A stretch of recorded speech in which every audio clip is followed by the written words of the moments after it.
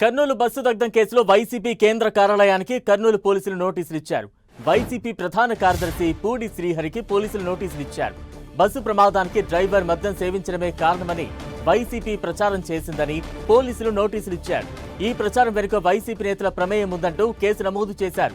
ఇప్పటికే 27 మందిపై కేసులు నమోదు చేసిన పోలీసులు తాజాగా పూడి శ్రీహరి పేరును చేర్చారు.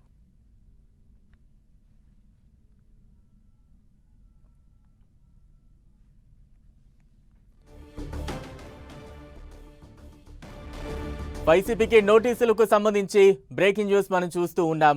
కర్నూలు బస్సు ప్రమాద ఘటనకు సంబంధించి పలు ఆరోపణలు రావడంతో వైసీపీకి నోటీసులు అందించింది. తాజాగా పూడి శ్రీహరి పేరును కూడా చేర్చింది.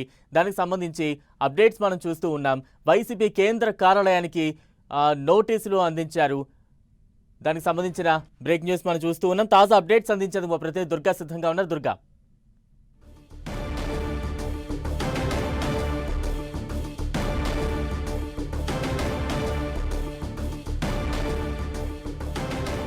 వైసీపీ ప్రధాన కార్యదర్శి పూడి శ్రీహరికి పోలీసులు నోటీసులు ఇచ్చారు. డ్రైవర్ మద్యం సేవించడమే ప్రమాదానికి కారణమంటూ ప్రచారం చేశారు.